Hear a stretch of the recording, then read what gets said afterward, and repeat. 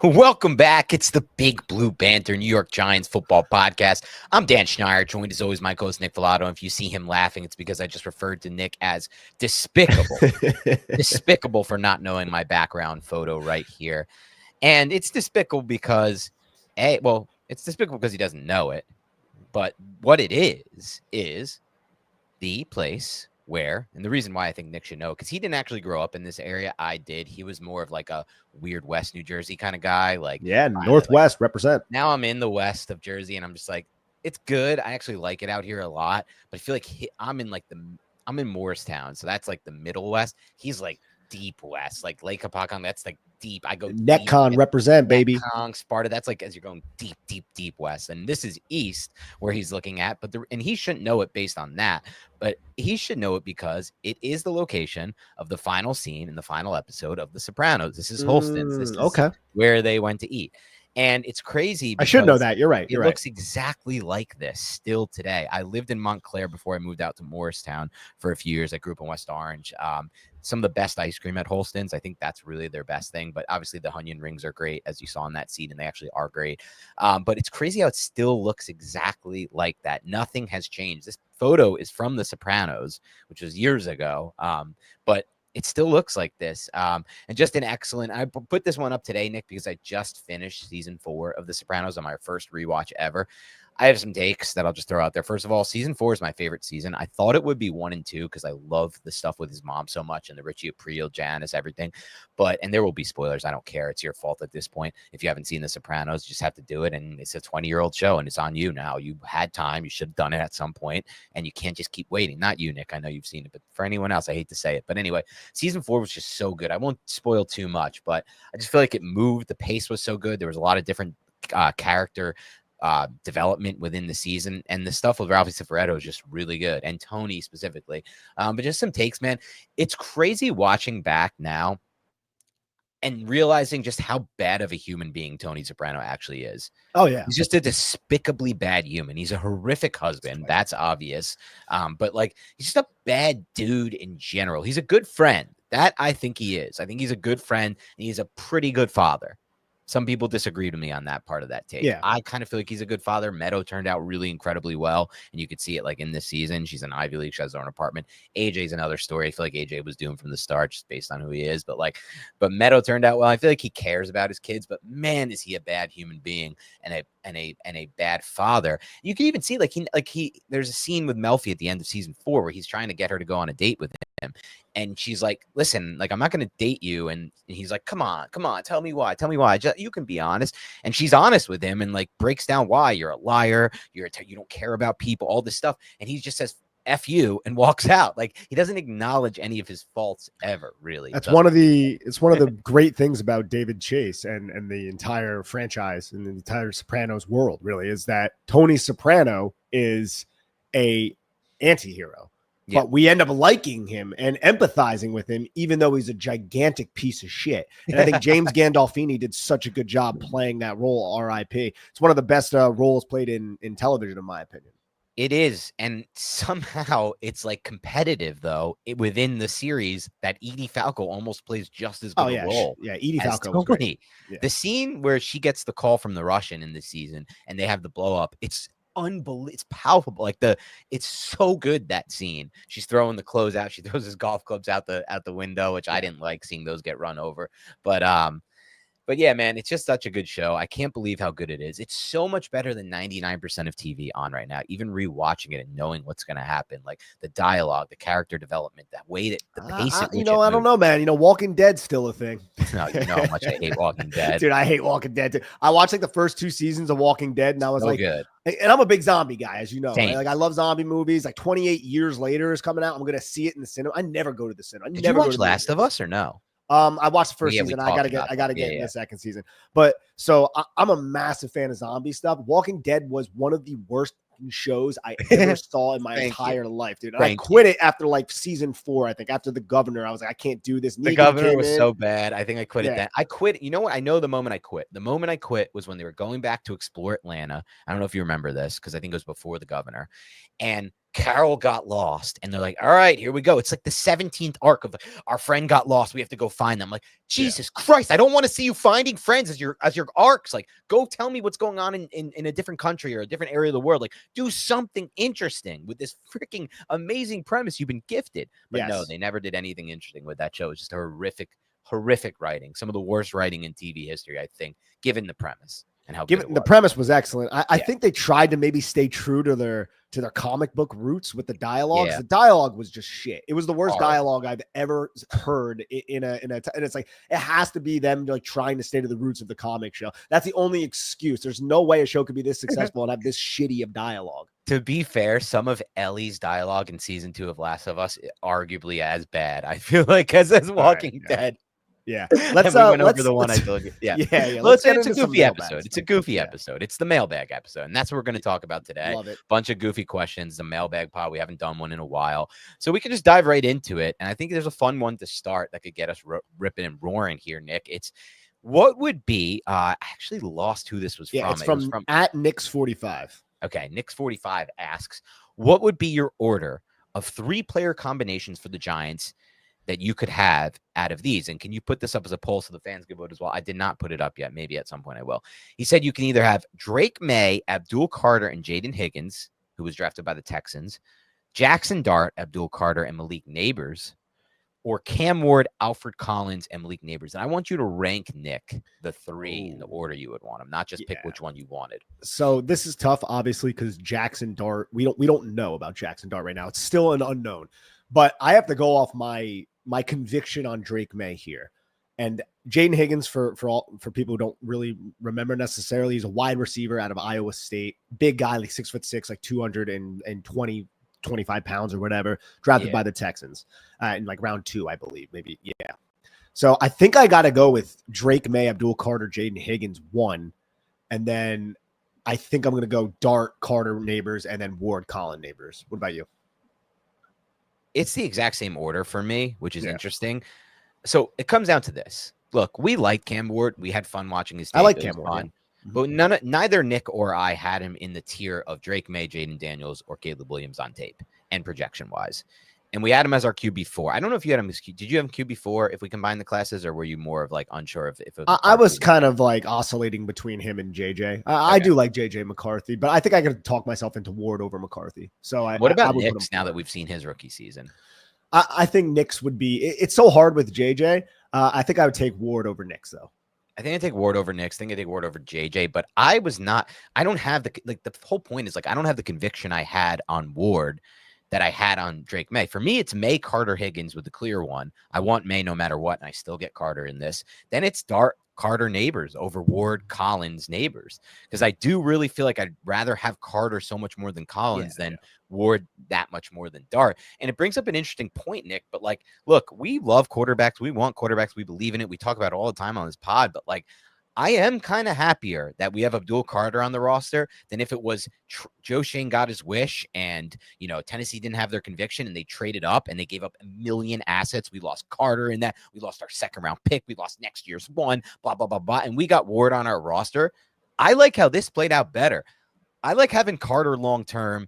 I don't believe enough in Ward. And again, look, if it was Jaden Daniels and we could have traded up to 1, fine. Or even Drake May, who both of us have a conviction on, fine. But it wasn't. It was Cam Ward. And so I kind of like how this whole thing played out better in general. But in this scenario, for sure, I had the same order as you. Yeah, I think that was a really good question by Nix45. I believe that was the name, right? Like, want to shout it out one more time? Yep, Nix45.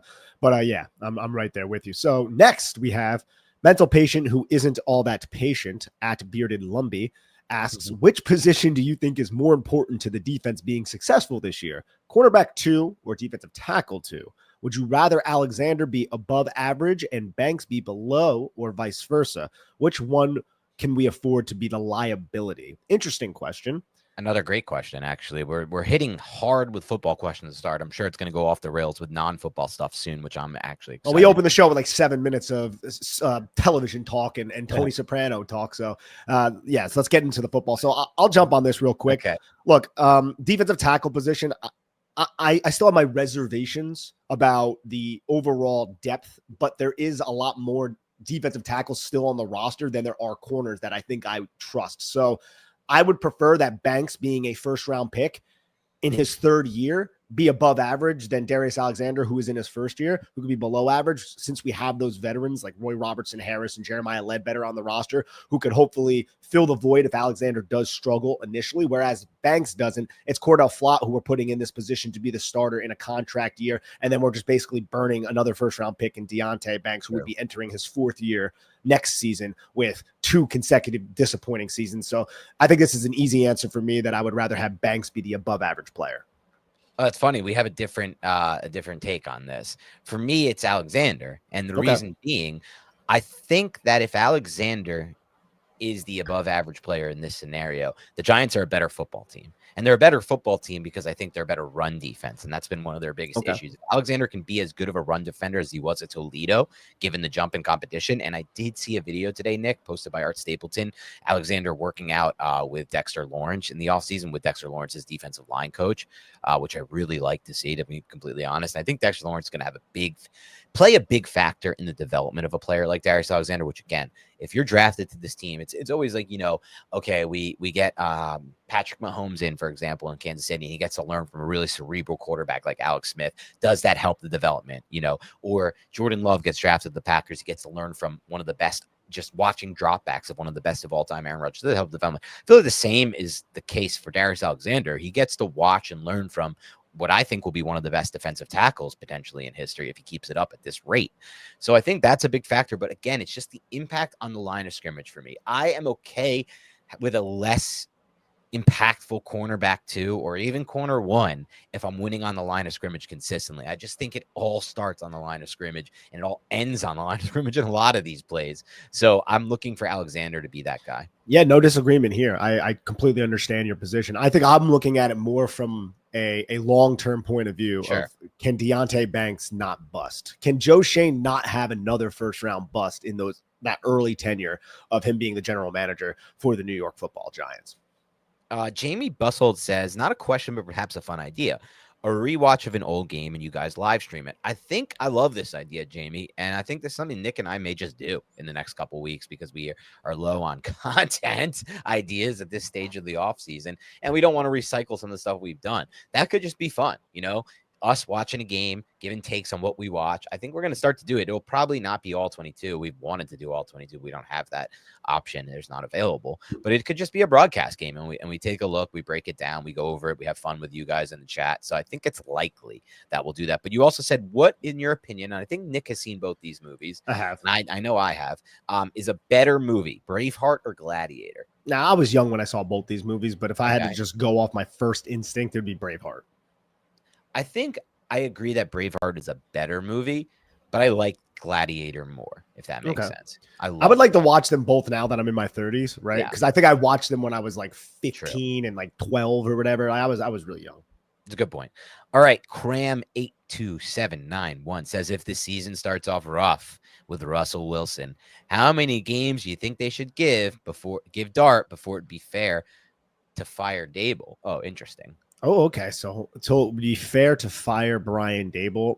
I mean, I think if Jackson Dart starts I think there would be so many other factors that would be that would come into play that would lead to Brian Daboll's exit with the New York Giants. This is just one of the many variables there. But just for the sake of the question, 6 games maybe, and if those 6 games were all very disappointing, or maybe if he just had like one okay game there, then maybe that's why. But I think if the season is that far off the rails, the Giants may look to part ways anyways. Where it gets interesting is John Mara's resolve to keep Daboll and Shane. I do think that's the plan right now, is that Daboll and Shane, they really need to suck this next year to get booted. There has to be absolutely no progress, and the locker room falls apart. I think that's the way that both these guys lose their job. I think the overall extension or the overall decision by Mara and Tisch to keep Brian Daboll and Joe Shane, I think that came with an extra year, especially after what they did during this offseason. So I think it really has to go off the rails for them to be fired, but just for the sake of the question 6. That's fair. All right, Zeno1121 says Nick and Dan, but he says Nick without a K in your name. I don't love that. What is your highest of high moments being a Giants fan, and what is your lowest of low? But here's the caveat. Super Bowls cannot count. Okay. Super Bowls cannot count. Then I think it's the NFC Championship game against the Packers. Lawrence Tynes kicks the field goal in overtime, the Corey Webster interception. in 2007, the season of 2007, picking off Brett Favre. I think that's my highest of high, excluding the Super Bowls. My lowest of low goes back to when I was really young. I was at my friend Ulrich Gray's birthday party, and all my little friends were running around, and I was glued to the television watching the New York Giants beat the crap out of the San Francisco 49ers in a wild card game, I think it was, in the playoffs, and the 49ers came back and they won, and Richie Soybert fell down, and it was a botched field goal thing at the end of the game. And I was a young kid, just should have called pass interference. I was like cursing at the television. People were like, "What the hell's wrong with that kid?" You know, that would be my lowest point, I think. Not only should they call pass interference, the NFL got that wrong and gave their dumbass apology letter to the Giants, as if that does anything. But Shockey also dropped a touchdown in the end zone, I think because of the sun or something. It was just brutal, the stuff that happened in that game. They should have won that game, and they were a good team that year. I don't know what would have happened after that win, but it was possible they could have made a run. That was disappointing. For me, the highest of high would probably be the 11 run when the Giants beat the Falcons 24-2. The reason being is that I was at that game in the stadium with my family. And so I got to really enjoy what it was like to be a fan in the moment, somebody who's at the game with the entire family. Yeah, the entire family was at that Mama game. Dukes was there. Love that. Yes, dude. but we were seated separately because we have 2 tickets. We have 2 tickets in our family. And we have 4, but 2 go to my uncle. And so they got tickets separately, and it was just me and my brother, I think, sitting in our normal seats, and my dad and mom were down below. But it was just such a good feeling to have that energy of being that dominant in a football game and watching your team. It was either that for me, the game you mentioned was a runner-up, or the 11 game against the Packers, because beating a 15-1 team, Aaron Rodgers, and kind of dominating that game with the exception of a few plays that could have given them a chance. I said after that game, and I've said this before on the pod, but I told my best friend Gary Levine that the Giants are winning the Super Bowl. I knew it after that game with 2 games, with 2 games left to play. I still knew it. I just knew the feeling of what that team was. Lowest of low moments, though, Nick. It's one of 2 things. The first one is my first memory of being at a football game. It sucks that this is my first memory, and I think it's only because it's like in poker, Nick, people always say, you only remember your bad beats. You never remember when you bad beat the person. You always remember their bad beats. And it's so true as being a fan. Like, I don't remember some of the good feelings I probably had when I was a young fan going to games, but I do remember being at the playoff game against the Vikings. It was raining. I remember the rain, and I remember Curtis Conway fumbling the onside kick that the Vikings kicked, goes back to the Vikings, and Culpepper throws a touchdown with no time left in the back of the end zone. One. And the Giants lose that game. So it was either that or a game I can't quite put my finger on that was around that range. And the reason I say that is it was a game I watched at home. I remember watching it in my parents' bedroom or on their old TV that was in there. I can picture this moment. I think it was against the Washington Redskins. At the time, they were the Redskins. And it was a field goal attempt the Giants had. If the Giants made the field goal, they're going to the playoffs. Somebody might be able to recall this game in the comments. I can't remember it. If they made the field goal attempt, they were going to the playoffs. If they missed it, they weren't. They missed the kick, and they missed the playoffs, and I knew the implications because my dad had broken it down to me, and I cried. And I just remember I was really young at that point. It might have been before the Conway probably game. Like last year, to be honest. It was last year. And I remember last year, the Giants haven't been in playoff contention. Yeah, seriously. That's the most unbelievable part of that, yes. I remember just the feeling of actually being diehard. It was like my first moment of being a diehard fan, to the point where I knew the implications. It was playoffs or bust, and I cried. It was so important to me somehow that I cried. So it was one of those 2 moments. All right, Marcus. Funny enough, just first football memories, just because you brought that up. My first football memory, I was at the game where Bill Gramatica celebrated and tore his ACL. Yeah, I was young, man. My dad brought me and my older brother there, and I remember the stadium, which all started laughing at him, and I was sitting there looking around, yo, that guy's in pain. Should we be? Someone should help him. We should be laughing right now, but Giant fans that guy, yeah. Oh man, I felt bad for him as a little kid, but. That guy, it's synonymous with him now. Bill Gramatica is known for that moment. Yeah. That sucks. That guy was a professional athlete. I know he's a kicker, but still he made it to the highest echelons of his skill set. Well, his brother was the really good one. Martin was the really good one. But yeah, he's known, Bill Gramatica, for celebrating. And then he was on the Giants for a cup of coffee, I think the next season or 2 seasons later. Yeah. Hello, ladies and gentlemen. Look, we all love to work out. The summer's coming around. You want to look good in your bathing suit. But in order to enhance your workout, you want to go and use MitoPure from Timeline. This is a great product. When I started using it, it makes me feel stronger, gives me more energy. I recover quicker. I'm in my 30s. I still have the energy to work out. And if you want that energy, you really should give Timeline's MitoPure a shot and work it into your routine.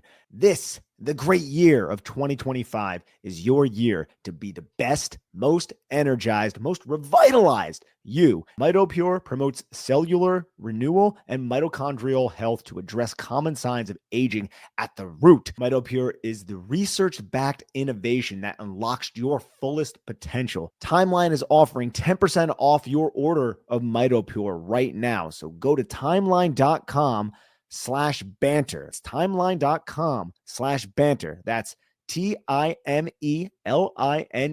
That wasn't good anymore. All right. Mark Thompson asks, while I am encouraged and enthusiastic about the pass rush on paper, I do have concerns about the run D. I'm glad we have good depth with Harrison Ledbetter, but what about the starters, especially who is starting next to Dex? Will it be Alexander? Do we know his run defense capabilities? Is the use of Golden a key component? One important component has been the improved play of Okereke. I note that it is mentioned that our secondary now has improved tackling ability. That's all fine to me, but that's on the back end. I wouldn't want a safety or nickel corner leading the tackling numbers. Just my ramblings. I appreciate your thoughts on the run defense.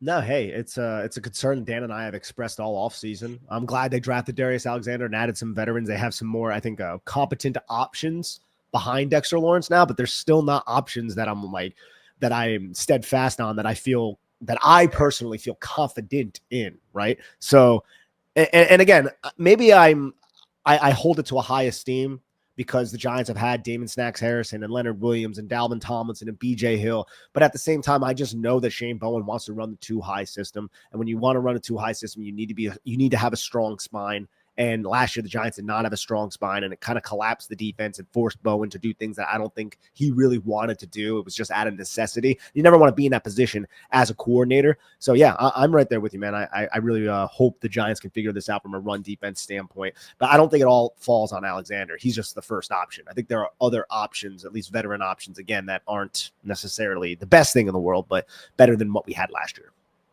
I think that's fair, Nick. I think the upside play, though, is Alexander. Like, if we're going to reach our ceiling as a defense, Alexander needs to be on the football field, not Ledbetter or Harrison rotation. I know you agree with that. It's just a matter of, can he do that in year one? It should not be our expectation with somebody drafted in round 3, but it's not impossible. He was a good prospect a lot of people liked, and he showed up at the Senior Bowl against when he actually had the opportunity to play a tougher level of competition. These are all good things. All right, Lucas Manser asks, who is better at using big words, Nick Filato or Mr. Milchek from Severance? Do you know who that is? No, I've never seen Severance, no. But I appreciate that compliment. If that's a compliment, it could be a pretentious thing. I'm not sure. Either way, I appreciate it. Thank you. I don't think I think it is a compliment.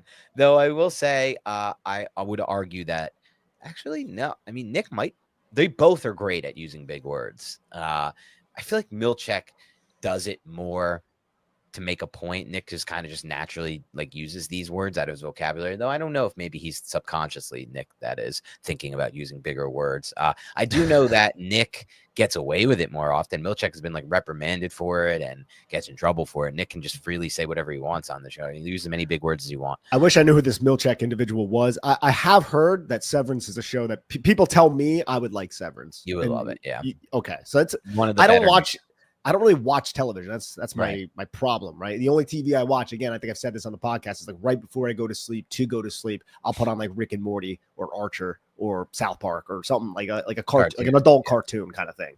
Yeah. Yeah, you have watched those though. You watch Game of Thrones, you watch Sopranos. I usually do that when I'm with like a lady. You know what I'm saying? Yeah. When it's oh, let's do something. Okay, we need something to do. Let's do that. Yeah. I don't want to go out and spend money. Let's get into a show and then we can talk about it. And it's good. I already spent like $500 on this, and this. Now I need to spend another $500 on that, and that. Let's actually just watch a show. How about that? Yay! Some free entertainment for you. Who are you guys, or where are you? D Pascal asks, where are you guys at with Brian Daboll? I like the roster compared to last season, but it is hard for me to get excited because Daboll to me is still a big question mark. He seems better at saving his job than actually winning football games. Yeah, I think that's a fair question. I'm not excited about Brian Daboll. I'm more so just saying, look, I don't know if the Giants had like another option. Dan and I both advocated for the Giants to move in a different direction. So we're not over the moon that, like, I don't want to say that we're disappointed that he was retained, but we're just cautiously evaluating the situation as it unfolds. And I'm going to look at basically play by play, drive by drive, and continue to give my opinions on Brian Daboll. But I can't sit here and say that I'm excited going into 2025 right now with Brian Daboll as the head coach, nor am I concerned either. It's just like, let's see if he can figure this out now that he is away from the quarterback situation that he inherited and then, I guess, supported an extension of, if that makes sense. Yeah, I mean, we are pretty lockstep in this, Nick. I'm skeptical of Daboll. Skeptical mostly because of some of the Josh Allen, the time with Josh Allen, which at times was good, but at times bad. But I also am open to the idea from watching a lot of tape that a lot of what looked bad was just not Daboll, but his horrific quarterbacks, Jones, Locke, DeVito. Because when he had Tyrod Taylor, the offense looked better. It wasn't perfect. The O-line was still bad, and they didn't have that, but it was better. It was top of the league, number one in explosive pass rate for a reason. So I am open to the idea that Russell Wilson will look better and will make Daboll look better. And Dart will make Daboll look better. And Winston, if he plays, will make Daboll look better. And I want to see it play out. Now, there are other aspects of coaching, though, that aren't just centered around offensive scheme, play design, and play calling. Can Daboll get better at clock management? Can Daboll get better at usage of challenges and timeouts? Can Daboll get better at managing his temper, to be quite frank? Yeah, I think that's a good thing to bring up because it affects how you're going to lead. If people don't want, like, grown men don't want to see another grown man who is supposed to be in charge completely lose his shit all the time, right? It's like, no, you need to comport yourself with a certain you need to exercise a certain decorum, really. Like you need to act a certain way. Like, I don't think grown men really want that when you're also losing. They look to you to figure shit out, right? So I think that's a massive part of this as well. Comport and decorum. He's just ripping off these Milchek-esque words. He did that almost. I feel like again that was subconscious. Bankai asks 2 questions. What are some recent shows you guys have watched? It's funny since you just said you don't watch TV that you enjoyed, I watch a ton, so you're good. I have no life. That you enjoyed, that you would recommend to others to watch. And what are your thoughts on the whole Ace Bailey situation? Do you agree with him wanting to go with a team like the Nets, Wizards, instead of Philly? But now he ends up in Utah, which he did not seem happy about.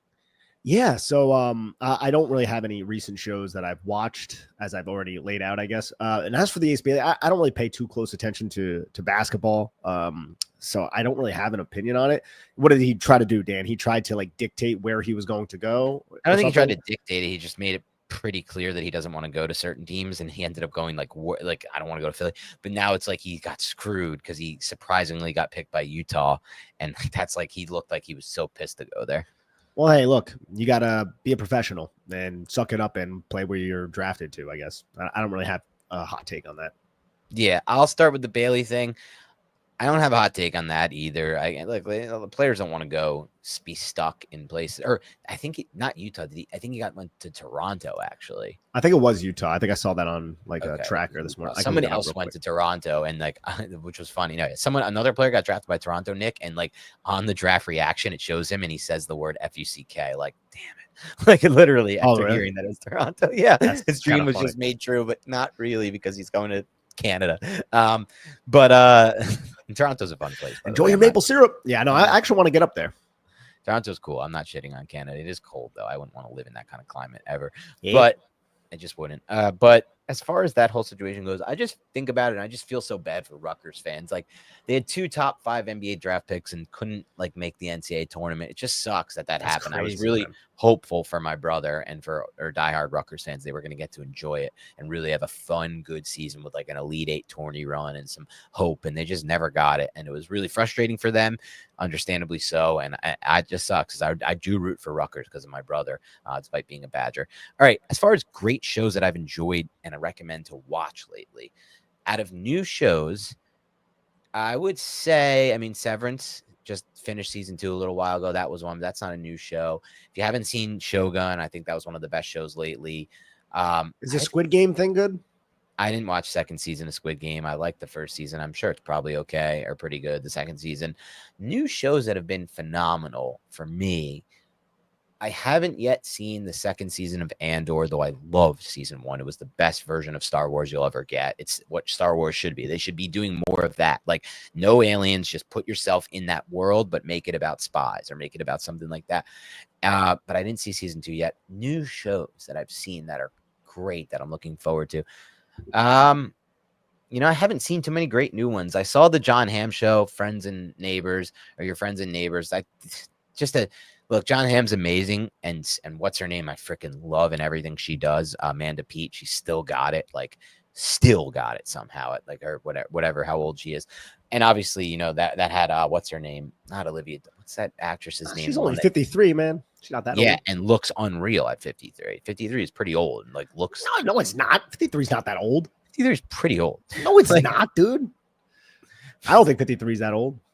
That means they were born in what? That means they were born in 72. To look as good as she does at 53, though, you don't see 53-year-olds looking like that. But this is not a show about that. I can't believe I devolved in that. That's hopefully not. Creep.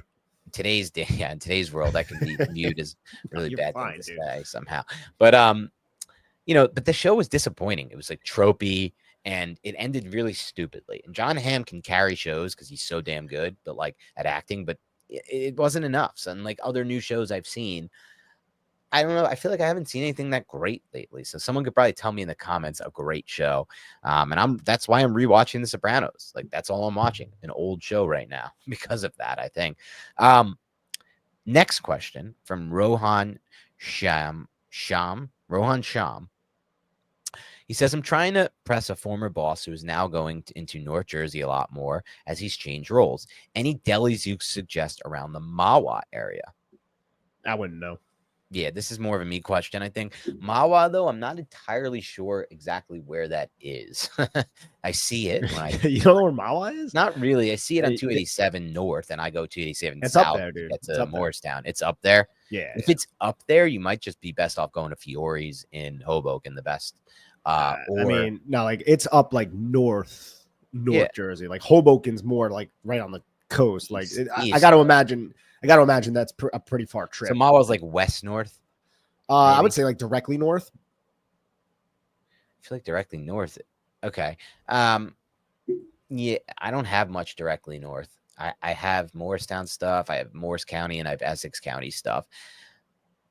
I'm not entirely sure either of them would fit, to be completely honest. So I Googled it. There's a place called Mahwah Deli that has a 4.7 stars, and then Wilkes Delicatessen. I said that's completely wrong, I'm sure, but that's another 4.7. And then Janek's Meat Market 4.8, which is on Ramapo Valley Road up in the Mahwah area. You can also just cross the border into New York, and Suffern's right there as well. And stuff like that. I will tell you a place I recently found that I freaking love, and I will be going back to ASAP. It's in the Parsippany, Morse Plains area. It's called Ferraro's Deli. I'm all about Italian delis, and I got a sandwich they make. It's so good. It's called Michael's Belly Buster. It was obviously chicken cutlet. That's the go-to for me on any great sandwich. Deep fried, hot, long hots. So I really like this. I've never had a deep fried long hot Italian pepper, and typically I don't love Italian long hots on my sandwiches because I just think they're just too spicy. They kind of ruin the sandwich and take over. When you deep fry them, it takes a lot of that spice out, and it just makes it crispy and awesome. Gotcha. So it was chicken cutlet, deep fried long hots, sharp provolone, which I always think is a better option than mozzarella personally on chicken cutlet sandwiches. Sharp provolone. What else was on this? Sun-dried tomatoes, I think, which I love on a sandwich. And one other thing, or maybe just oil and vinegar, maybe. I'm not exactly sure what the sauce was. Unbelievable sandwich. I'm going to go back and get that very soon. Ferraro's Deli. What's the sandwich you get from Rosario's in Queens? Oh, Rosario's. I used to honestly get a lot of their pizza. I think their pizza is unbelievable. Gotcha. All right. And that's in Astoria, Queens. But this chicken, I would get chicken cut. I think I would just get a classic chicken cutlet, mozzarella, and broccoli rabe, by the way, was on the one I was talking about with Ferraro's, the broccoli rabe, which I know you're not as big a fan of, but I love broccoli rabe. But the one I think was just a classic chicken cutlet, mozzarella, and roasted red peppers and maybe some arugula. Like that's like the classic go-to with balsamic, which is great, by the way. Don't get me wrong. I think it should always have prosciutto on it, but it's great even without the prosciutto, honestly. Right. But it's still good. The prosciutto is the biggest factor though. But their pizza there is so good. Rosario's in Astoria, just unbelievable. You could also go right around the corner to Sal, Chris, and Charlie's Deli, which has the bomb sandwich. You ever seen that thing? No. Insane. That's like right by where you live now. And I shouldn't say that on the show. I don't know if you want people knowing That's that, fine. but it is what it is at this point. You could edit it out if you need to, but No. it's like most insane sandwich. Google the bomb from Sal, Chris, and Charlie's. This thing is like a 6-pound sandwich. I've gotten it before. I wouldn't even know what to do with that. Yeah, you can't eat it. You doesn't fit in one bite. You can't eat it. Pause. You can't fit it all in your mouth. Was that what you were going to say? You have to. I once ate that over like a 3-day span during the NFL draft when I lived in Astoria. I remember that. Which draft was it? Do you remember? I don't remember what draft it was, but I do remember having the bomb sandwich over like a 3-day span. I remember just some of the most awful bathroom experiences during that. Eating that much processed deli meat was just so bad for my body. But sure. But it tasted great. All right, next thing. Hey, guys, Mr. Incredible. Yeah, go ahead if you want. Yeah, Mr. 2 Incred. I'm not sure if that's supposed to be Mr. Incredible. Whatever. Hey, guys, love the podcast. Thank you so much. Would you rather have Abdul Carter and Jackson Dart or Cam Ward and anyone who was available with the first pick in the second round? So that we kind of touched on this. We did kind of touch on this, and I'm cool with Abdul Carter and Jackson Dart, unless like you're suggesting that Cam Ward fell to the Giants at 3. That would change. Well, I think that's what he's saying because if you would get Cam Ward and that first pick in the second round, I still think I kind of want this more. Yeah, I think so as well. I'm trying to think of who would be a second round pick that I would really want, because I remember not loving like everybody who made it at that point. 2025. I'm just going to quickly go to the second round. So the first picks in the second round: Carson Schlesinger, Jaden Higgins, Nick Emenware, Keyshawn Junkins, Jonas Abanaya, Travion Henderson, Luther Burn. Yeah, I think I'm cool with what the Giants got. Yeah, I like it better. All right, Corona Donahue. Connor Donahue. Sorry, Connor. Will you guys be going to any games this year? If so, where can we meet for a beer? I'm sure, Dan, you're probably going to go to some of those off games, right? And I'll be up in the press box for some of them. I'm not sure if I'm going to any as a fan, though. So, and if I do, I'll report it on the podcast. So, Connor, I would love to meet you for a beer. I am going to get to go to one game this year. I haven't decided yet if it's the Chiefs game at home.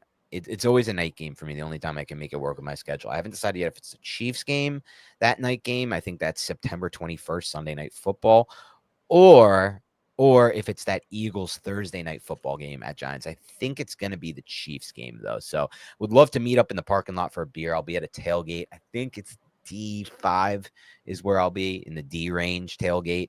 So come by and meet me up for a beer. I'd love to do it. Clern says, how do you figure the running back committee works out this upcoming season? Do you think the Giants divide the carries evenly, or do you think they use each back situationally? Do you think they ride the hot hand? Where does Singletary fit into all this? And how effective do you think the running game will be in general? Well, if we look at last year, it seemed like the Giants would give like a drive or two to each of those, like Singletary and Tracy, and then they would work Eric Gray in on that third or that fourth drive, and then they would go back. I think if there is a hot hand, they will ride it, but that hand has to be hot for it to be ridden. I think it's going to be Tracy to start. I think Scadaboo is going to work in, and then I think Singletary is going to be worked in just like Gray was last year, basically.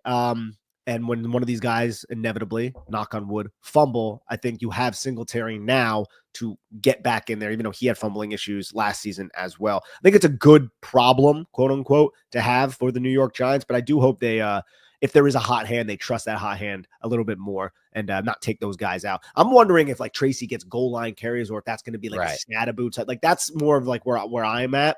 It's like these third and ones. Will Tracy get those? Tracy, he wasn't terrible in those situations, right? But like it does seem like the archetype of the Cam Scadaboo, right, would fit that more than a Tyrone Tracy. But I don't even know if I necessarily would subscribe to that train of thought. What are your thoughts on that?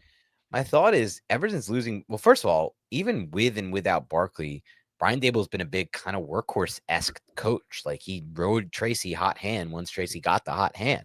So I think hot hand has possibility here in this offense. But I also think you said it best. Like I think curiously, it could be Scadaboo as the red zone role. I feel like he didn't love Daboll what he had in the red zone last year. He went to Tracy for a while, and Tracy was fumbling. He went to Singletary, went back and forth. There was things going on there. It could just be Scadaboo there. Archetype-wise, you said it best. I think Scadaboo with the jump cut, with his lateral agility in tight spaces, like he could and be his the ability guy. to get low too. Yeah. The one thing is like Scadaboo also kind of has, I don't want to say a fumbling problem, but he fumbled the football I think Definitely. 4 times last year and then 4 times in the previous year. Now he had a massive workload, but still all it takes is one fumble and you could be benched at this point. Now that the Giants actually have options that I think Brian Daboll trusts a little bit more than the options that he had behind Tyrone Tracy last year. I will say this, how on the question of how effective do you think the running game will be this year, Nick? I'm curious where you stand on it, because where I stand on it is about what it was last year. And what it was last year, I was going back and watching a lot of Tracy tape, Nick, because I'm doing a cut up I'm going to put on Twitter of him. A lot of individual plays, it felt like, to be honest. A lot of individual, plays that, or individual efforts that created plays for the Giants run game. To me, about as much as it was last year, is kind of dependent on the O-line. And maybe that can improve if Evan Neal wins a starting job. I got to be honest, I really do see a little bit of upside in having Neal in the lineup in the run game specifically. But if not, and it's GVR and it's and it's Schmitz and it's Runyon and it's Illuminor and even Andrew Thomas, I'm not seeing any kind of amazing run game coming from that. The one thing we can hope is that Russ is able to connect a couple times with Malik, shifting coverage and leading to an even advantage, or maybe even like a -1 for the defense in the box, to where the Giants could take advantage of it. Like that's something that I hope can happen from a schematics perspective, but there's so much football to be played until that. And maybe not underrating the possibility that Russ can also get the Giants into the correct play calls and the correct situations to run the football pre-snap. That's something, that's something that I read a lot about during OTAs from Art, and people were covering it like, wow, look at this guy at the line of scrimmage, just looks so different than what we're used to with the last quarterback. And, that was some really big emphasis for our last quarterback. He was really, really bad at that, to the point where they literally drafted a center, it feels like, because the last offensive line coach is like, this guy can help us call protections with a high IQ. And they did. They had the center calling the protections. That can't be the case anymore. It won't be. Russ is going to have to take a lot of pre-snap authority that we've never had, and that could hopefully lead to his understanding of offenses and defense, to the point where he can get them into checks and get them into play calls and run audibles that could really take advantage of the box. Yeah, the cerebral upgrade from the last quarterback to Russell Wilson should help all of that out, right? It should really just stabilize the offense, but there's still so much to football other than just that, but that's definitely a plus. It's a big plus. All right. Next question from Troy Bucci. Troy Bucci. Is that that guy got to be Italian, Bucci? It's got to be. Do you think Malik Neighbors' toe issue will be something that continues to pop up over the years? I don't really know. I mean, I'm not a doctor, but I wouldn't be surprised. I mean, you're planting and you're driving off that toe, and if it's not 100%, then yeah, I can see that being an issue that has to manage, like that the coaching staff have to manage his reps throughout the year. So yeah, it could be. I hope not. I'm not a doctor. I don't really want to, kind of opine on this without being one. Eric Campman says, what's the chances of Abdul Carter getting Defensive Player of the Year as a rookie? How about also, what's his chances of first team All-Pro as a rookie? If he gets first team All-Pro, the Giants are in the playoffs. So I'll say that much. Defensive Player of the Year, I think those chances are, I don't want to say, it depends. Like, where would you put the betting odds of that? So I wanted to start by looking up did Micah Parsons get either of those in his rookie year. So I'm trying to figure that out now. Because I got to imagine the odds for that would be like what, plus? He got Defensive Rookie of the Year in 2021. He got first team All-Pro in 2021. Wow. Yeah. So he did hit one of them. He was not the Defensive Player of the Year, though. Oh, yeah. Oh, so I actually was thinking about this from a rookie perspective. No, he's saying overall, dude. I think that's look, dude, that would be insane. Yeah, I was thinking about it from a rookie perspective. I misread. Yeah, that would be incredible. I don't really know what the odds would be like. Plus, I don't even know, like 10,000. Like I don't know. For something like that. I'll put a 2% chance of Defensive Player of the Year. But first team All-Pro, Micah Parsons did it. I think his ceiling is Micah Parsons level. Honestly, I do believe that. Think he has that ceiling, yeah. Doesn't mean it's going to be that, but that's a ceiling. So I'll put that at 15% for first team All-Pro. Damn. I mean, think about that too. Like the one reason not why he's high. in such a great position though is, I mean, this is a top 5 pick, but it's not like the Giants were devoid of talent up Right. front, right? Like he has so like deep offensive coordinators are going to be so like, I got to worry about this freaking guy too. I got Dexter. I got the, there's Right. so much that they have to worry about, which is excellent position for him to find himself in. Yep. All right, let's get to the next one here. It is from Dorian W 4546. What are the top 3 things Brian Daboll needs to improve on as a head coach? I think we kind of touched on this, but do you have anything else? No. I think he control his emotions a little bit better, situational football when it comes to play calling, which Kafka is now also going to be involved with, and give us a little bit more in the media. No, that one I'm just messing around with. I actually like that he doesn't really give us anything, just stick to football and the cookie cutter type of stuff. Yeah, so I would say it's those things, and just find ways to win games and dress your kicker if you're 37-year-old kicker is hurt. Let's do that. The backup kicker that you have, maybe bring him up on the practice squad instead of some linebacker who's going to play like 2 snaps on special teams. True. All right, this is an interesting one. Howler 2 says, with the Giants coming off a 3-win season and what looks to be a brutal 2025 schedule, what does a successful season look like to you? I think it's just being competitive and not being. The Giants were a doormat the last 2 seasons. I think a step to just being, oh, this isn't an easy win on the schedule. That is a massive step in the right direction. I think the Giants have positioned themselves to where that is a really achievable goal. Now, with the schedule that they have, anything can happen week to week in the NFL. We know this, but with the schedule that they have, wins they don't seem like it's going to be too easy for the Giants to earn that. But if they can get up to like 6 even with a positive feel around the team, with them playing hard into the fourth quarter, I think that is a massive win. And you would never think that a 6-win season could be perceived in that manner, but that's how I'm looking at it right now on June 26th. I think you're right. I think it is everything you said, being more competitive in games, do they potentially upset the Chiefs? They have a chance in the fourth quarter. They even take a lead, but they lose. Mahomes has a final drive, scores the touchdown. Fine. That to me is a win in that game, quite honestly, and things of that nature.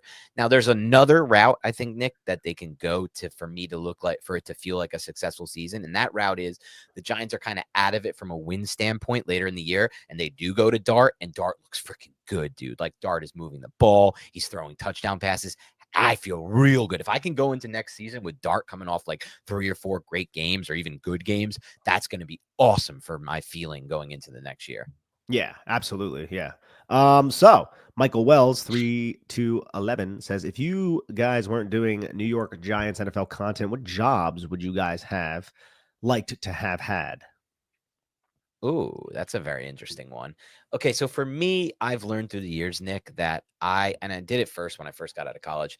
I don't think I'm cut for the 9 to 5 corporate world anymore, or in general. So I don't know if I could go back to doing like a job that sucks my soul out.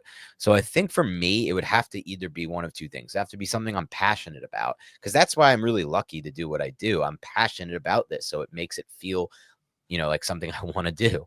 If I'm not passionate about something, it's tough. So I'd have to either go the route of being passionate about something. So if it wasn't sports, like he says, I think it would be something involving golf, either, working at a course or like creating, like one thing I've always kind of had a dream of doing is like creating the best possible practice center in New Jersey. So it's not just like a driving range, but it also has like an indoor chipping facility with bunker that you can work out of, with like putting, like all the area to putt, like the best simulators, all of that, like creating that, operating and running that would probably be one of my passions. And it'd be something I could really enjoy.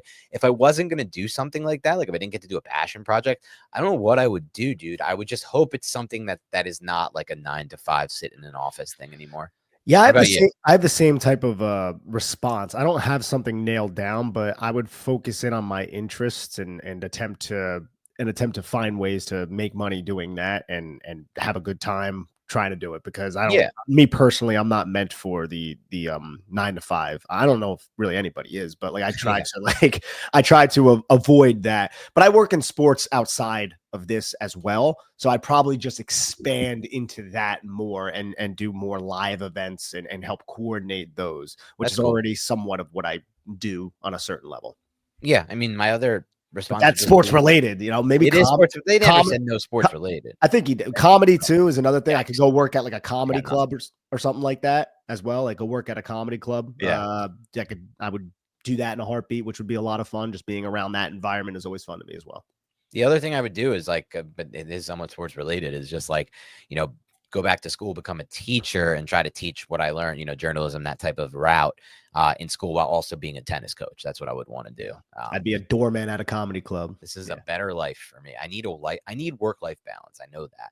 All right. Ayub Jackson says, what do you guys make of these Odell Beckham Jr. to the Giants rumors? When people call Odell wash, what exactly does that mean? Does he now does he now run a 4.7 instead of a 4.4? Can he not take direction like he used to? Is he simply skinny and weak now? What exactly is different? And what do you make of the rumors of him reuniting with the Giants? So he's just not as explosive as he once was. Like Odell Beckham Jr., one of the primary reasons why he was so good, why he was such a good route runner, all of these things was because he was so naturally explosive and able to create separation due to his athletic ability. And that has waned due to the injuries and the fact that he's in his 30s now. So that's one of the reasons why people say he's quote unquote washed. I still think he could have value if he stayed healthy. We saw that in a limited sense when he was with the Baltimore Ravens, but that was also an offense that didn't throw the football all that much. They had a bunch of other options. What do I make about him coming to the Giants? Like,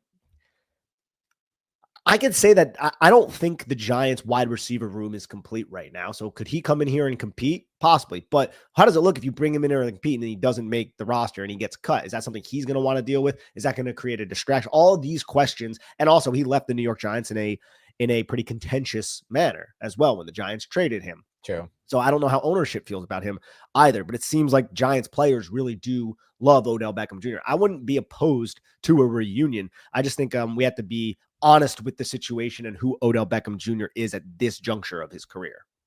Yeah, that's a great take. The last time I watched him on tape was when he was with the was it the Dolphins film? Or no, the Ravens film. That was a while ago at this point. I didn't watch any of his Dolphin stuff. I was back in Arizona. But he looked good getting in and out of his brace. He still kind of looked like Odell at that point. Is he still that player now? I don't know. I know that I've seen him talk at the Fanatics thing that he never wanted to leave the Giants and he wants to sign with them now. He's, Abdul Carter tweeted about it. Malik Neighbors tweeted about it, like, let's do this thing. I'm 32. Open. He's only 32. Yeah. I'm kind of open, or I guess that's old for a receiver. It's not young. It's not young. I'm open to it to an extent. I just don't really understand. Like, it's a pecking order thing. Like, it complicates things for Slayton. It complicates things for Hyatt, who's been supposedly like kind of on the up, right? Like that kind of screws things over him. Wandell and 12 personnel that we're going to use. Now we, have limited options getting these receivers on the field. I don't necessarily know if the fit makes sense for where the Giants are at. Yeah. I'm kind of right there with you, but if it happens, I would support it. The Couch GM says or asks, are we all too low on Russell Wilson? Last 3 years of offenses, Nathaniel Hackett, who was terrible, Sean Payton, who hated him and couldn't wait to cut him, Arthur Smith with the Steelers skill group, self-explanatory. Crazy to think maybe Russ plus Daves could be very good. It's an interesting question. Could it be very good? So it's tough to think about because I want to think that Daboll has that potential as a play caller and offensive designer. And I want to think that Russell Wilson has that potential, maybe meeting his match as an offensive designer and play caller for his skill set. But there are other factors that kind of limit my expectation for the ceiling of this offense. One being Russell Wilson's older. He doesn't escape sacks the same way he used to. His sack percentage was horrific last year. Arm talent-wise, I don't think there's been too much of a drop-off, but he's never been somebody who can hit the inbreakers that well and use the middle of the field that well. He's got a little Kyler Murray-esque to him, and that's not good. That's not good for any system, Daboll's system or anyone else's. The other side of it is Daboll really this offensive genius that he's been built up to be and that we expected him to be? Was it really Josh Allen's quarterback coach who helped him fix his mechanics? Was it really just the Bills performing because Josh Allen was that good of a quarterback, and good quarterbacks can make offensive play callers look better? These are questions I really seriously have to ask myself. I think it's a lot of ifs with Daboll. He may not be the guy that you think he is, Couch Jam, or we think he is. Same goes for Russ at this stage of his career. So very good. Like that would mean we're a top 10 offense. I still think it's very unlikely. Yeah, I think it's unlikely, but I think he could be better than a lot of people are giving him credit for. Yeah. That's nationally as well. Like I've heard people say, oh yeah, Russell Wilson, this edition, this is like the same as Daniel Jones. And I'm like, all right, like, well, what are you doing? Do you cover football? Like, I'm not saying the Giants offense is going to take off with Russell Wilson, but like there is a there is a massive difference and a massive resume difference between Russell Wilson and Daniel Jones. Now, you can say Russ was over the hill. I don't think his arm really suffered last year. I think his arm looked fine on tape. And I think all the points that you bring up about Nathaniel Hackett and Sean Payton, both who run West Coast styled offenses that are predicated on in-breaking routes and timing, where Russell Wilson's like 5'11", he can hardly see over the offensive line. That was a recipe for disaster, those two offenses with Russell Wilson. Last year, he's with Arthur Smith. That's a completely different situation. It's a run heavy. I think that's more conducive for Russell Wilson. But now with Daboll, can it all come together? The age and what Dan said, he's spot on. The escapability, it's not there. That you take a sack on that 2nd and 7 instead of what Russ used to do, which was complete a pass, set up 3rd and short, or maybe even convert for a first down. That could be the difference in a game. And those things can still manifest against Russell Wilson. So I don't think very good, but I think it could be better than people are expecting. But at the same time, I also, part of me thinks it could just implode as well. I'm more leaning towards it being average to maybe slightly above average. Yeah, I'm more leaning towards even just average, not even necessarily slightly but average, but that is still, as you mentioned, a massive upgrade over what it's been. Exactly. It has been bottom 3 to bottom 5 all of Daniel Jones's career, with the exception of 2022, and even then they weren't throwing the football. And I think this is why the dialogue gets a lot, lost. A lot of people are just like, Jones was never that bad. The O-line was really bad. He never had a chance. But I think when you watch the film, you really see how bad he was, because quarterback, it's not just do you have an O-line or not. It's can you get the ball out on time? Can you throw with any kind of anticipation? Can you manage the plays from a pre-snap to post-snap basis? These are all things that were just horrifically bad. And the ball placement as well, which is horrifically bad. And Russ is not going to be horrifically bad at any of those things. He's going to not be probably good. You said maybe above average or slightly or average to above average. Maybe that's a ceiling. Maybe it's just average is the baseline for him at this stage. But that is still so much better than horrifically bad. And by all objective measures, from a film standpoint, and even from an advanced stat and raw stat standpoint, all 3 factors, it was horrifically bad before this, regardless of what you say, what you think, who you blame it on. It was his fault. It was the quarterback's fault for how bad it was. And it was obvious to those who took the time to study it. All right. James DeLuca says, thoughts on Brandon Sheriff as a possible player to sign at this stage of his career for the Giants? Also, The Wire and Sopranos are both great, but Deadwood was the best thing HBO ever did. Ooh, I did like Deadwood. I didn't watch it through and through. My dad would have it on when I was a kid. My dad liked it, and Swearinger, I think, was the main character's name. He was a fun character, but I haven't really watched it full and through. But it was good from what I saw. As for Sheriff, I haven't watched film on Brendan Sheriff in years, really. So I really don't have an opinion on that. But I knew I really respected him when he was on Washington. Like Sheriff, for example, and I feel the same way. I haven't watched his film. And Shaq Mason, for example, I just saw either. Was it one of the O-line guys who studies O-line well that we respect, Thorne, maybe, say like, dude, Shaq Mason still got it. Like, look at this film. These guys are probable, like, potential upgrades for the Giants, but I don't think they're going to look to sign them because I think they feel comfortable right now with GVR knowing the system and having a year in the system, or Evan Neal potentially taking that step forward. I don't think they want to complicate that plan. And, I think that's fine, personally. Now, as far as the take goes, I will not. Deadwood is one of my favorite shows of all time. And someone asked me for my favorite shows, and I didn't mention it recently. And that's a mistake. I love Deadwood. I don't think it was better than The Wire or The Sopranos. With that said, I do think Al Swearinger is actually the best anti-hero in the history of television by far when you watch that show, because he did so many irredeemable things and still was redeemable in so many more ways than Tony Soprano was. And just an unbelievable character, one of the best characters in the history of television. I think he was the best anti-hero ever. All right, Scott Mitchell says, what is one thing you'd change about NFL TV coverage? For me, it would be the option to turn off commentary and just have ambient sound mics all over the field. I don't need to hear the players like they're mic'd up, but just field level noises. That's interesting. That is very interesting. You would hear a lot of obscenities if that were to happen, for sure. But that's an interesting point. If I could change one thing, I mean, Amazon's kind of doing it a little bit, is that all 22 view. I like that. Now, I'm not a huge fan of when the guy comes in and gives his little commentary, but like, I like the all 22 film. And if I could watch it on my first look, I'd support that. I think that's probably the change I would make the most. I'm with you. That would be damn cool if we could like have the option. And I'll say this, Nick, have you watched the Amazon Prime broadcast? Yeah, that's what I wrote. Yeah. I just watched Oh shit! Sorry, I was looking at the next question. My bad. I said Amazon's already doing this. Amazon's already doing this. My bad. Nick just said that, and so just go watch the Amazon Prime. But they're kind of already doing this. It's like a version of the all 22, but it's not quite there. I think it could be better. I also think if you want to get the option, the end zone angle would be nice from the all 22, not just the sideline angle, which is kind of what Amazon gives you. All right. Let's see. Shimmy God. Yezer says, God. How will the Giants be able to counter when the NFC East offenses try to slow down the pass rush? Washington will probably slam us with screens and quick passes to slow down our pass rush. The Eagles will probably just line up and run the ball.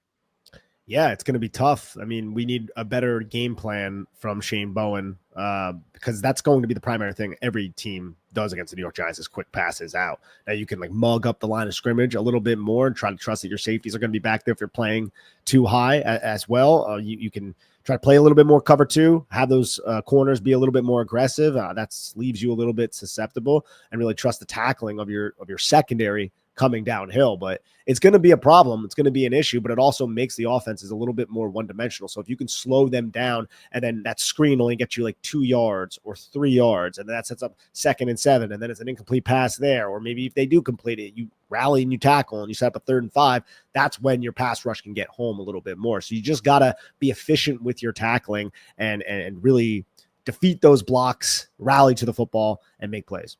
You're right. It really does come down to that, the efficiency and the effectiveness of their run defense, forcing them into those longer situations. Evan Brown, he wants us to rank these future scenarios from most likely to happen to least likely that they would happen. 1, Drew Lock is praised as a Giants hero for winning them that game against the Colts that got them out of the number 1 pick because Abdul Carter and Jackson Dart are better than Cam Ward. Or 2, the Giants get the number 1 overall draft pick in the 2026 NFL draft. I think the first one, Drew Lock getting praised, like Drew Lock becoming a New York. Now, I don't know if Jackson Dart's going to be this good to ever elicit this type of reaction from the New York Giant fan base. But if he is, Drew Lock is going to be remembered similarly to how we remember like Nate Sudfeld, only for different reasons, obviously, where it's kind of just this like backup quarterback who we like have this joking thing about. Now, Nate Sudfeld was because the Eagles benched Jalen Hurts, put Nate Sudfeld in, and that led to Washington winning and the Giants not going to the playoffs. In this case, it would be, look, if Drew Lock didn't win that game, we would have got Cam Ward and we wouldn't have Jackson Dart and this and that. I don't know if it's going to be that good, but I can see that over the Giants getting the 2020, the first overall pick in 2026. What about you? I think you're spot on to it. I mean, to get the first overall pick, there's some shitty teams. There's some shitty teams in the NFL. Right? Like, and that would be off the rails. Like, I think Daboll's fired mid-season possibly. Like, I don't know if Mara would do that because I think he likes him a lot, but right. Yeah. No, I think the first one is more likely. All right. Next one here. Michael Bursick asks, what's a harder achievement, to be a top 10 NFL starting quarterback or to be a top 10 golfer in the world? Geez. I don't know. That's an interesting question. Maybe better tailored for Dan, but I would say a quarterback because you're not getting hit when you're a golfer, but it's very difficult. Like, golf is an insanely difficult and skilled sport. So it's hard for me to say, but top 10, who's the 10th best quarterback right now in the NFL? Like, just like spitball like a name. Jalen Hurts probably for me. Somebody like that. Yeah. It's difficult to be a player like that. I think it's more rigorous, but what would you say, bud? They're both so mentally taxing. Dude, okay. So mentally. From a golf standpoint, it's so individually mentally taxing, even somehow more than quarterback. But quarterback has a combination of also adding in the physically taxing aspect of it. I would say it's harder to be a quarterback top 10 because there's so fewer great quarterbacks than there are great golfers. That's always my argument. So for me, it's quarterback. All right. Coach Dave says, who's a sleeper on the Giants right now that you guys are each expecting to have a more productive season than expected? Okay. A sleeper on I would hope it would be Jalen Hyatt, but okay. I'm not sold on that, but I don't want to drink that Kool-Aid since that Kool-Aid was there last year and I sipped it and I was like, oh man, am I in Jonestown right now? Like this is not that great, you know? And it didn't end up happening, right? But he's one player that does come to my mind. I would love for it to be Evan Neal. Tay Banks. Yeah, or Heaven's Gate, or what was the other one where they were wearing sneakers? I remember watching that. It was on the news in the 90s, and it like scarred me, bro. Yeah. Jonestown was in like the 70s, so I'm not talking about that one. Yeah. But it was like the Heaven's Gate cult or whatever, where they like like were wearing sneakers and they all drank the punch and they died. And I remember seeing that and being like, what So the crazy. Yeah, that's crazy. Anyways, yeah, let's go with Jalen Hyatt. What about you? You're gonna go with Flotty? No, I would love for it to be like Dane Belton. And I'm sorry to cut you off, but I would love for it to be Dane just because if it's Dane Belton, that means he's getting interceptions. That means the Giants are probably in positive game scripts. That means he's on the field more, which means they're in sub packages more, which means they're winning. So I would love for it to be a player like that, you know? It's an interesting way to look at it. I think Belton was my pick last year. He didn't obviously realize it. For me, this might not be considered a sleeper, but I'm going to explain why he's my pick. Tyler Nubin, and it's because I think he's a sleeper to be much better than people are expecting. Like, oh, he could be good. Like, he could be a solid player, year 2, get better. I think he could be like legitimately an amazing player this season with the front that he has in front of him and the second year in the system and Holland instead of Pinnock working with him. So it's Nubin for me, because I think he could become just like a great, great player for the Giants this year. Love that. Scott W. Mitchell says or asks, rank the best wide receivers that Wilson has ever played with. I argue that Neighbors could be number 1. That's a good point.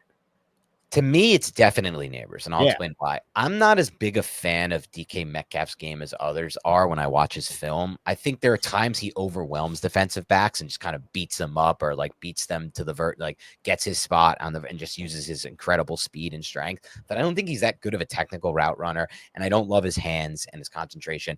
Neighbors to me is the best receiver by far. Now Baldwin, I liked. Doug Baldwin was a great receiver. He's not as good as Malik Neighbors, right? Yeah, Tyler Lockett was a great receiver. He's not as good as Malik Neighbors. Golden Tate is a great receiver, not as good as Neighbors. So it would be Neighbors for me. One. I think Neighbors might be the only like true like number like that is a number 1 wide receiver. And I'm not chastising DK because DK is like, yeah, he's a number 1 wide receiver. But like this guy could be like a top 5 consistent wide receiver in the NFL. I don't think Russell Wilson has ever had that. He's had a lot of good wide receivers, but yeah, like I love Tyler Lockett's game. But yeah, I'm right there with you, buddy. Ben Aris asks, what is your favorite current place to get something to eat after a Giants home game? Ooh, see, I don't really go to those home games too much, so I don't have anything. What about you? I don't do this often. Like, I don't often eat after a Giants game for whatever reason. I'll usually eat at the stadium, either via the tailgate beforehand or me and my brother. Take out a mortgage to do that? Yeah.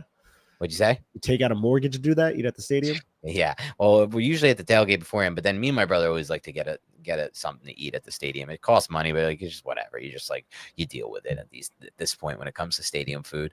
And by the way, I don't know what happened, but Giant Stadium used to have much better stadium food, much better food. Like for a while, like they were rebranding and like doing like gourmet good stuff. Like there was like a buffalo chicken mac and cheese that was great, like stuff like that. Now it's like back to the same crap. Like you like, well, at least in my tier, in the 3rd level tier, it's like I could walk out and get like the sausage and pepper shit, like the whatever. It's not shit. It's like fine tasting and like, or I can go to like that stand where it's just like crappy burgers, chicken nuggets, and fries. Like it's over. Like they stopped making good stuff up there, and I don't know why, and it's really disappointing. But after the game, I don't really have anything. I'm going to be honest, as sad as that sounds. I don't get much food in the East Rutherford area. I'm sorry, Ben Aris.